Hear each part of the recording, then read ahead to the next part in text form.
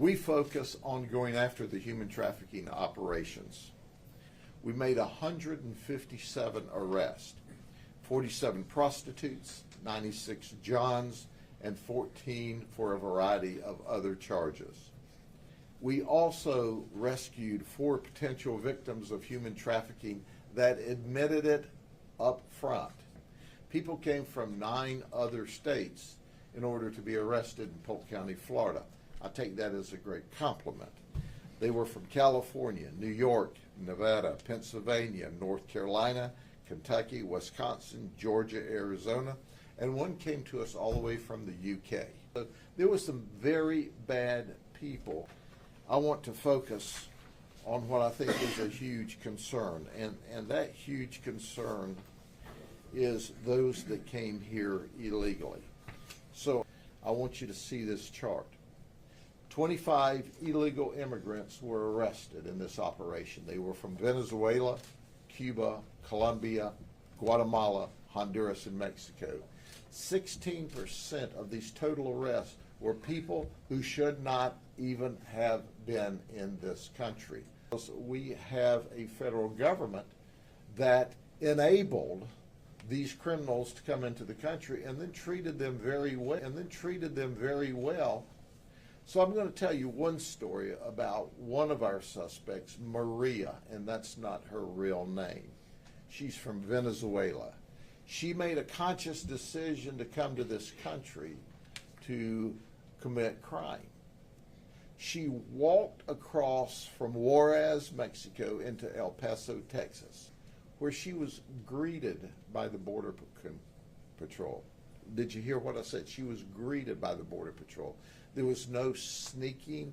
She flew in, she got here, she simply walked across the open border. There is no border security at the southern border. So when she was greeted, and you'll understand why we use that term in a minute, she went to the Border Patrol processing, where in one day she completed the processing and was released to a facility, a holding facility, a housing facility for immigrants. She said, I was given a DNA test to make sure that my DNA matched my child's. He was given a DEA test to make sure he was really my child. She said once that occurred, they set me down and they told me all about the benefits that I would get in the United States. She said I was eligible and I had to fill out these forms so that I could get those benefits. She said, so I fill forms out for Medicaid, for SNAP, which is money for food. She said I was given free travel from the border to Chicago. When I got to Chicago, I couldn't find gainful employment there, so I thought, what the heck? I'll go to Florida. And then I got to fly to Florida. She was giving free housing, all because the United States paid for that. That's right, you, the taxpayers, got to pay for that. So this was all simply walking across the border. She said it was unbelievable to me. But let me read her quote. They gave her free travel, free housing, free food, free medical care. All why people from the hurricane are still waiting for help. Let me read in English, and then we're going to play the video clip she agreed to do if we'd use another name. When I passed through immigration, they sat me down and explained to me all the benefits I was eligible for. I was told I could apply for government assistance. I could apply for health medical insurance for my son, and I could apply for food assistance. After I finished talking to immigration, a short time passed until a DNA test was done on me and my son to prove that he was my son. Then they set me down with other people who were also waiting and had already qualified to be released.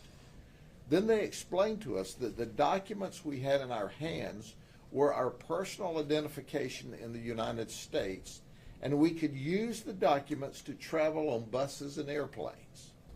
They also explained to us that we could use those documents to apply for to apply for our documents to become legal here.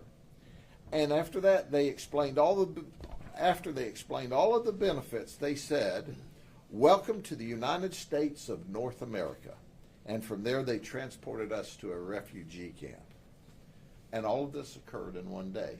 So welcome to the United States. This is someone who just crossed the border illegally and to commit crime.